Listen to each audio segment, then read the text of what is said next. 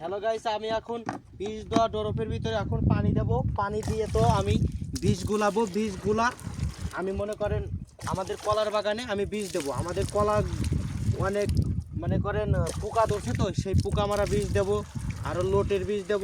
অনেক কাজ কাম করতে হবে, এই তার জন্য আজকে চলে আসলাম দুপুর টাইমে বীজ দেওয়ার জন্য। আমার তো পানি ভরা হয়ে গেল, এখন আমি নিয়ে এখন বীজ গোলাবো। উপরে নিয়ে আমার বীজ গোলা লাগবে, কারণ হচ্ছে এখানে তো বিষ আনি নেই, আমি আমাদের বাগানের ওখানে আছে বিষ। আমি তো বিষের ডরপ নিয়ে বাগানের দিকে যাচ্ছি। অনেক কষ্ট হতেছে আমার এই ডরপ নিয়ে উপরে উঠা। দেখেন কত বড় চড়ান, চড়ানে উঠাটাও অনেকটাই কষ্ট, সবাই কোনো পারে না।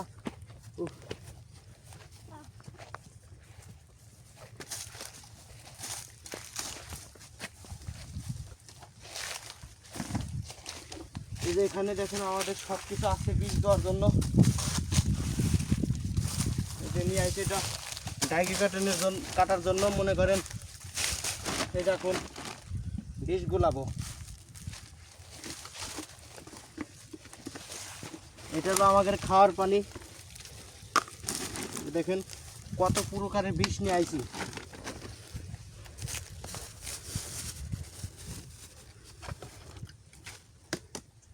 সব কিছু ওষুধ দেব, দেখেন কি কি ওষুধ দেই, দেখে থাকুন।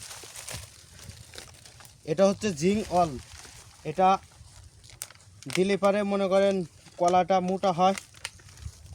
আমি একটা ডোরপে ঢালে দিলাম, একটা পাতায় দুইটা ডোরপ হয় ঠিকই। আমাদের এক ডোরপ দেওয়া হয়েছে তো আগে, তার জন্য আর এক ডোরপে যে এখন দিচ্ছি।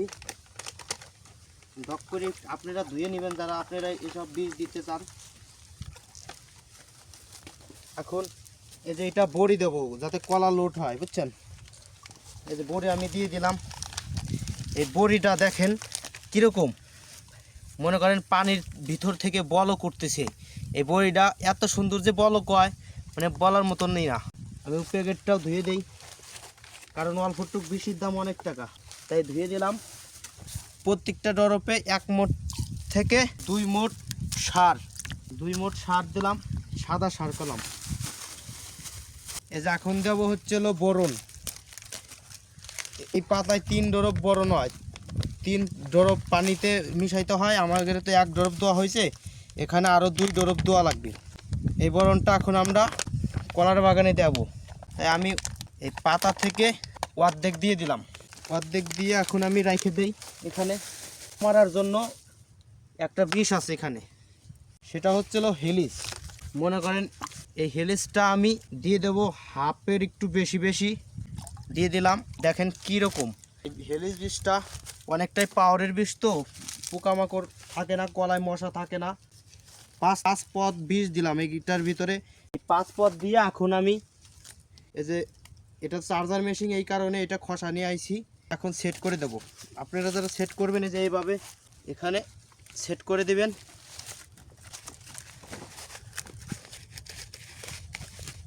করে দিবেন অনেক সুন্দর করে সেট করে দিবেন, যাতে এখানে লিক না করে পানি পড়ে। মনে করেন হয় কাইটে যাইতে পারে। এই জায়গা টাইট আছে কিনা দেখে নিলাম। এখন তো এইটা চার্জার মেশিন, তো এই কারণে আর একটা নল আছে, এটার সাথে লাগাইতে হবে। এই যে নল আমাদের, এ দেখেন এখন মাটি চুটি থাকলে কলম হবে না, সুন্দর করে কাজটা করতে হয়। আপনারা সবসময় করার জন্য এইটা একটু ভিতরে ঢোকা দিবেন, কারণ হচ্ছে বেশিরভাগই থাকলে চার খায় এখান থেকে ভাঙতে পারে। এই জন্য আমি যে এখন লাগা দিলাম, আমার লাগানো হয়ে গেল। এখন আমি এই মাথাটা ঠিক করব, দেখি এই মাথাটা কেমন। আমি তো এখন এই বিষটা গোলাবো। বিষটা গোলাবো কিভাবে, এই দেখেন আমি বিষটা গোলাতেছি।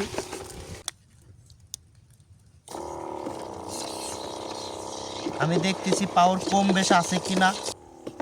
আমি এই যে এখন 1 করে দিলাম, ওখানে একটু সমস্যা ছিল এই কারণে 1 করে দিলাম। বিষটা গোলানো হয়ে গেল। এখন দেখেন পানিটা ঘোলা, নদীর পানি তো মনে করেন আমি মাছ মারলাম এই কারণে ঘোলা হয়ে গেছে পানিটা। এখন দেখবো এটা কি বিষটা ভালো মতন বাড়াচ্ছে কি বাড়াচ্ছে না। আমি চাবিটা দিয়ে নেই, এটা আটকা নেবেন। এটা আটকা নিয়ে আপনারা যারা মেশিন একা উঠাইতে পারেন না, এইভাবে প্রথমে বসে নেবেন, এইভাবে সুন্দর করে মিলে কাদের সাথে এইভাবে আস্তের পার উঠে আসবেন, তাহলে আপনার কোনো গায়ে জোর লাগবে না, কোনো সমস্যা হবে না। এখন তো আমি প্রত্যেকটা কলায় বীজ দেবো, দেখে আমি ঘোপ ধরি। এই পাশ থেকে সবসময় কাজ করবেন আপনাদের ডান পাশ থেকে কাজ করা আমাদের শূন্য, কারণ আমরা মুসলমান। এখন তো আমি সুইচটা দিয়ে নিলাম, এখন আমি বীজ দেব। আমার মাথার গামছাটা বাইরে নেই, কারণ হচ্ছে কি এই বীজ যদি চুলে পড়ে অনেকটাই সমস্যা হইতে পারে, কারণে আমি মাথার গামছাটা সুন্দর করে বাঁধে নিই।